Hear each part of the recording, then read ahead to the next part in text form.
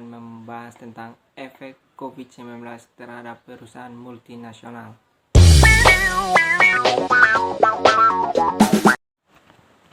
Sebelum kita membahas tentang efek COVID-19 terhadap perusahaan multinasional, sebelum itu kita harus tahu juga apa itu perusahaan multinasional. Perusahaan multinasional adalah perusahaan yang berusaha di banyak negara. Perusahaan ini biasanya sangat besar. Perusahaan seperti ini memiliki kantor-kantor pabrik atau kantor cabang di banyak negara. Mereka biasanya memiliki sebuah kantor pusat di mana mereka berorganisasikan manajemen global. Perusahaan multinasional yang sangat besar memiliki dana melewati dana banyak negara. Mereka dapat memilih pengaruh ekonomi mereka yang sangat besar bagi para politisi dan juga sumber finansial yang sangat berkecukupan untuk relasi masyarakat dan melobi politik. Wilayah dalam negara sendiri harus berkompetensi agar perusahaan ini dapat menetapkan fasilitas mereka. Dengan begitu juga proyek pendapatan lapangan kerja dan aktivitas ekonomi lainnya.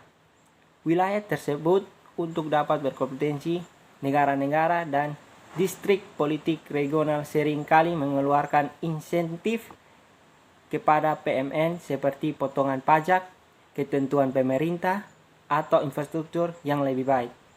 Setelah kita mengetahui pengertian dari perusahaan multinasional, contoh dari perusahaan multinasional sendiri itu seperti Samsung, Nokia, Sony, Asus, Coca-Cola, KFC, Google, Toyota.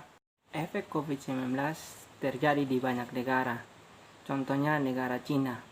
Perusahaan-perusahaan multinasional di Cina mendesak Presiden Xi Jinping dan kabinetnya untuk memberikan keringanan pajak bagi pelaku usaha guna menghindari kerugian yang lebih besar akibat wabah virus corona. Presiden Kanin Uni Eropa di Cina, George Woodcock, mengatakan hampir dari 577 anggotanya mengalami penurunan pendapatan hingga 2 digit pada semester pertama tahun fiskal ini. Penanganan virus corona memang sangat penting, akan tetapi langkah-langkah yang lebih lainnya juga harus tetap diperhatikan untuk mengembalikan ekonomi real. Kondisi yang sama juga terjadi di perusahaan Amerika Serikat di Cina. Menurut Kadin Amerika Serikat di Cina, hampir setengah dari 169 perusahaan di Cina mengalami pendapatan yang menurun tahun ini jika bisnis mereka tidak pulih pada akhir April 2020. Sementara, 1/5 dari total anggota Kadin Amerika Serikat di Cina memprediksi pendapatan akan terus menurun hingga 50% apabila isu corona berlanjut sampai bulan Agustus.